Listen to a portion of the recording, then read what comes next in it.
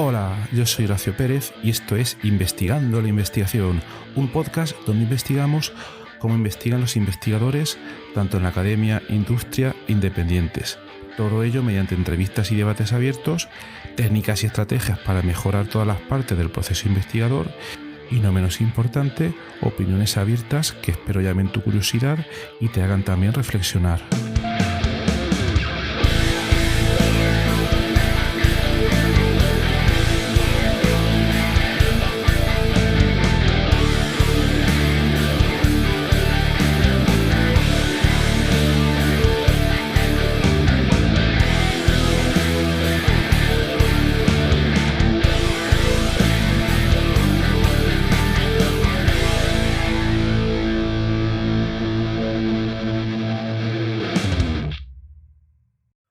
Hola, muy buenos días. Hoy es jueves 30 de junio de 2022.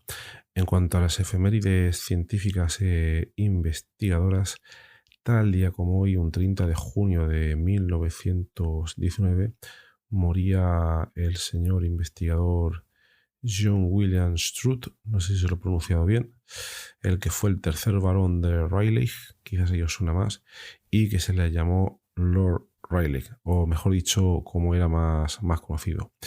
Este señor fue un físico y catedrático universitario británico al cual se le fue concedido el Premio Nobel de Física en 1904. Y uno de sus mayores descubrimientos o análisis o investigaciones fue el establecer la existencia de los gases nobles.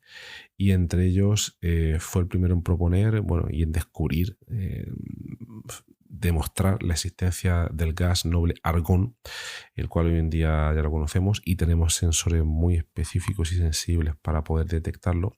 Pues él fue uno de los pioneros en poder detectarlo cuando las técnicas experimentales que por aquel entonces existían eran muy primitivas, pero él, con técnicas relacionadas con la capilaridad y otras, fue capaz de primero predecir su posible existencia y luego caracterizarlo. Entonces, un hurra, un honor a él y todo lo mejor. En el capítulo de hoy ya termina el mes de junio. Habíamos comentado que el mes de junio iba a ser el mes de la bioinformática estructural. Espero que no os estéis tirando de los pelos los que no gusta este tema, pero algún día tenía que tocar y también podéis aprender un poco si no es vuestra área. Y nada, a partir de ahora no haremos meses tan temáticos, sino que seguiremos un poco, como decíamos antes, tratando por igual todas las ramas de la investigación, porque aquí lo que nos interesa en realidad es el proceso de investigación en sí, cómo investigan los investigadores, y no solo la investigación académica, sino también la transferencia tecnológica, cómo se realiza la investigación en empresas y entender todo el proceso, cómo en la vida de los investigadores, cómo llevan su día a día, etcétera, etcétera, etcétera. Es algo que hace tiempo que no tratamos y que os prometo y veréis cómo volveremos a ello. Bien, pues vamos a cerrar este mes de informática estructural con una reflexión, un consejo, una experiencia, si lo queréis llamar así, relacionado con el título del episodio de hoy, que es especialización en bioquimioinformática. Bien, ¿qué quiero decir en todo esto? Bueno, pues es probable que si estáis realizando vuestros estudios universitarios, ya sean de grado o algunos incluso a nivel de máster, otros puede ser también a nivel de doctorado, otros incluso a nivel de postdoc.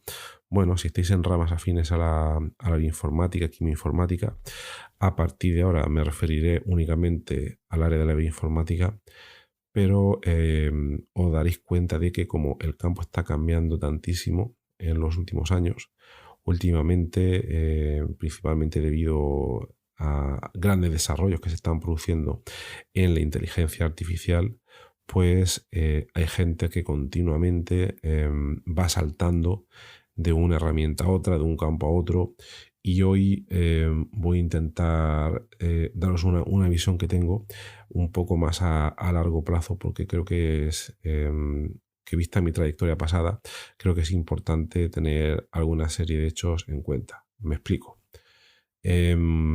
por una parte, los que estéis terminando, por ejemplo, el grado y digáis, bueno, a mí me interesa la informática, voy a hacer un máster, o el que esté realizando el doctorado, ya tendrá una línea de investigación asignada, pero si pensáis que en algún momento podéis dedicar vuestra carrera a largo plazo a la bioinformática, al desarrollo de herramientas bioinformáticas, a su mejora, a su aplicación en determinados contextos, entonces primero voy a dar el consejo y luego os voy a explicar por qué. Mi consejo sería que os centrarais en un campo, en un área, en una rama hiper concreta, muy nicho. A partir de ahí, exprimirla a tope, pero no vayáis dando bandazos, cambiando de herramienta, cambiando de contexto de aplicación, etc. Bien, es cierto que para los que no lo sabéis, los que estáis terminando el grado, si luego queréis continuar la carrera investigadora, tenéis que hacer un máster, luego un doctorado, luego un postdoc, etcétera, etcétera. Pero este problema se suele presentar normalmente cuando haces un postdoc. Cuando haces un postdoc, normalmente estás solo ante el peligro y te toca tomar una gran cantidad de decisiones para las cuales muchas veces no se está para nada preparado. Has hecho una tesis, te han dicho lo que tenías que hacer, has hecho un grado, un máster, había un programa de asignaturas, todo el mundo se quejaba, pero ahí había un programa bastante claro. Pero cuando te digas investigar y estás solo, y esto te das cuenta en el postdoc, te darás cuenta de que puede ser un mundo bastante complejo. Entonces mi consejo aquí sería intentar continuar en una línea que tampoco es que sea exactamente hacer lo que estabas haciendo en bioinformática en tu doctorado, pero procurar de no pegar un cambio drástico. Procurar seguir, ¿por qué? Porque mirad, ganar conocimiento de experto en un área lleva muchísimos años. Entonces, cambios de área drásticos lo que te hacen es que no te permite centrarte y no te permiten desarrollar un background sólido, robusto, y eso es un componente muy importante a la hora de seguir en este mundo de la investigación. Entonces, mientras que por una parte, una apuesta segura en mantenerse en una línea de investigación principal, por ejemplo, si queréis que me centre en algo, imaginaos que vais a trabajar en predicción de estructura de proteínas, ¿vale? Entonces, centraos en ese campo, ¿vale? He dicho ese por decir alguno, pero esto es aplicable a muchísimos otros.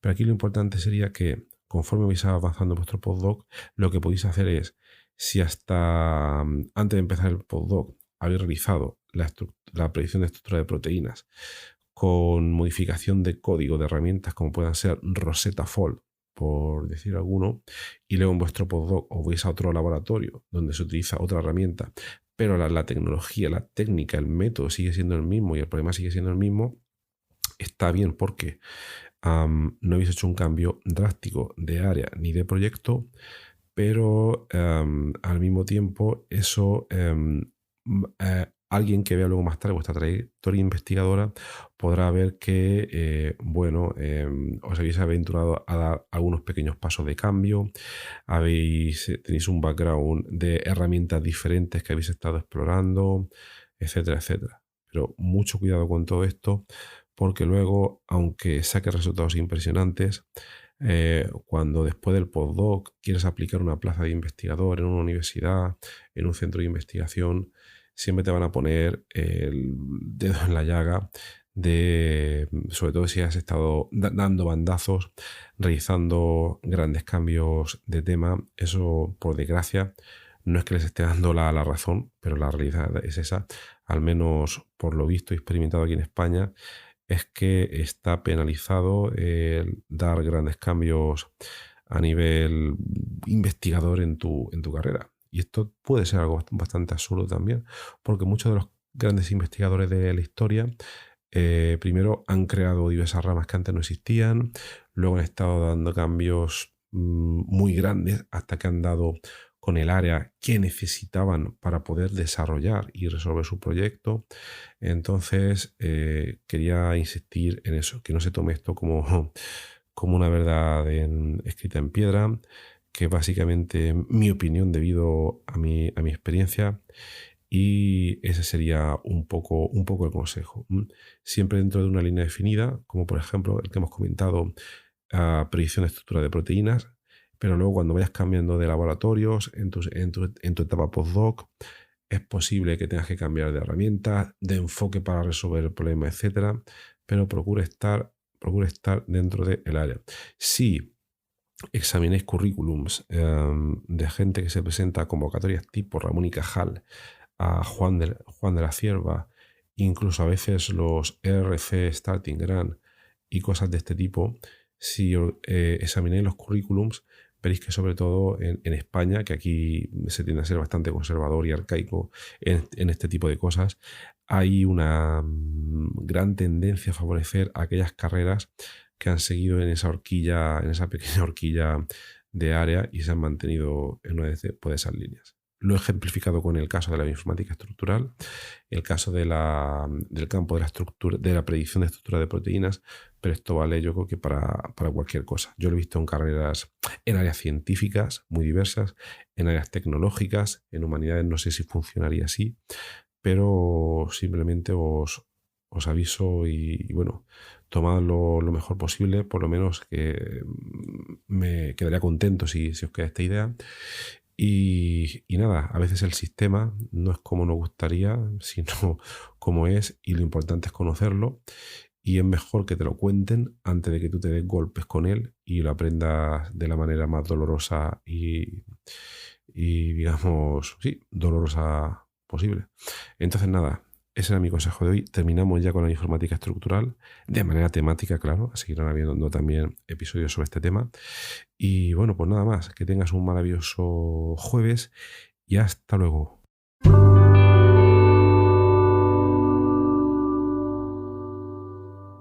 Muchísimas gracias por haber escuchado hoy este episodio del podcast Investigando la Investigación, y también sobre todo gracias por haber llegado hasta aquí, porque esto es ya el final del episodio del podcast. Si ya conoces el podcast y me conoces a mí, pues esta parte ya te la puedes saltar, pero si acabas de llegar al podcast y quieres saber un poco más sobre él, te recomiendo que te quedes solo un momento.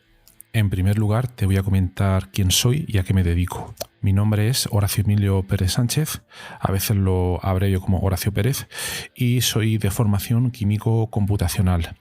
Actualmente estoy contratado en la Universidad Católica de Murcia, UCAM, donde me dedico a tareas de investigación. Soy actualmente el investigador principal del grupo de investigación en bioinformática estructural y computación de altas prestaciones, donde nos dedicamos a desarrollar métodos avanzados de descubrimiento de fármacos, a implementarlos en supercomputadores debido a la gran cantidad de cálculos que estos tienen que realizar, y además proporcionamos acceso a dichos métodos a través de servidores web o a través de otro tipo de herramientas bioinformáticas. Al mismo tiempo, aplicamos dichos métodos a problemas relevantes dentro del descubrimiento de nuevos fármacos, y los compuestos que descubrimos los patentamos y los licenciamos a diversas empresas. También soy docente en diversos grados en la UCAM, como puede ser el grado en farmacia, el grado en ingeniería informática y el grado en medicina.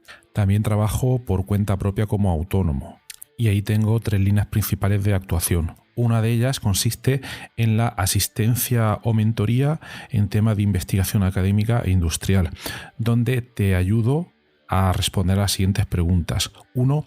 ¿Cómo conseguir que tus artículos científicos sean aceptados en revistas de alto impacto? 2. ¿Cómo conseguir que tus proyectos de investigación obtengan financiación en convocatorias competitivas nacionales e internacionales? 3. ¿Cómo gestionar eficientemente tus proyectos de investigación actuales para conseguir los objetivos propuestos? Y 4. ¿Cómo incrementar tu productividad como investigador y disminuir tu estrés? También ofrezco servicios de asistencia en bioinformática estructural respondiendo a las siguientes preguntas. 1.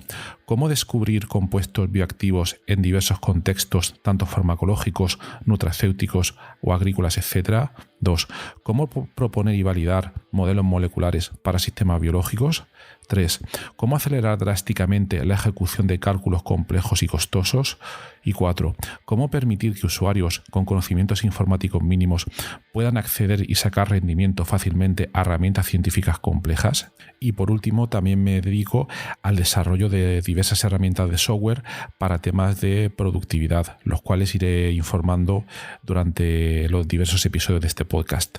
En cuanto al podcast, como os podéis hacer quizás una idea si habéis llegado hasta aquí y habéis escuchado alguno de los episodios, mi intención e interés es divulgar la investigación que se hace en muy diferentes contextos, tanto a nivel académico como a nivel industrial, porque el tema de divulgación académica e industrial pienso que no se le da la suficiente importancia, y también el trabajo que realizan investigadores autónomos y diversos colectivos. Además, doy especial hincapié en el tema de la bioinformática estructural a la hora de divulgar también la investigación que realizamos en nuestro grupo. Por otra parte, también tratamos temas de productividad y todo tipo de herramientas que nos puedan ayudar a mejorar todos los procesos necesarios para poder realizar una investigación en condiciones y con un rendimiento adecuado. Si escucháis el primer episodio del podcast, que es en realidad el tráiler, ahí tenéis algunos detalles más, pero bueno, esa sería la idea principal. Por último, también quisiera mencionar que tenemos una comunidad de Discord organizada en torno al podcast. En la mayoría de las notas del programa, de los episodios, tienen los detalles para acceder a esta comunidad. Y es muy interesante porque ahora mismo tenemos unos 100 y pico de usuarios, de oyentes, que se conectan a la comunidad de Discord, y de ahí surgen diferentes conversaciones. Y, por ejemplo, algunos episodios, como digo de memoria, el de ciencia de datos, el de la investigación en ciencia de datos, es uno de los que surgió ahí, pero también ha servido para que oyentes hayan realizado dentro de esta comunidad de Discord nuevos contactos a la hora de exponer intereses similares en temas tanto de investigación como de productividad y de diversos países de habla hispana. También me gustaría decirte que si te ha gustado el podcast, te agradecería muchísimo si lo pudieras sugerir a amigos, contactos que pienses les pueda llegar a interesar, o compartir a través de múltiples plataformas, ya sean las redes sociales, mensajería, WhatsApp, Telegram, Discord, etcétera, emails o cualquier otro medio. Asimismo, también ayuda mucho si en las diferentes plataformas donde se puede escuchar el podcast, como Spotify, Apple Podcasts, iVoox, etcétera, nos puede dar ahí 4 estrellas, 5 estrellas, etcétera, lo que tú veas necesario. Pues todo esto al final ayuda a que el podcast llegue a más gente. Y por último, si quieres ayudar a esta idea, si quieres ayudar al podcast económicamente, te agradecería te suscribieras a la versión premium del podcast. Tienes los detalles en los enlaces de las notas del programa, o puedes ir directamente a Anchor FM/Horacio-PS y ahí tienes todos los detalles. Y bueno, aquí se termina esta outro del podcast, un poco larga, pero me parecía necesaria para todos aquellos que lleguéis por primera vez. Y nada, de verdad, muchísimas gracias por escucharme y espero que os interesen los temas y que todo este contenido pueda ser beneficioso para todos los que lo escucháis.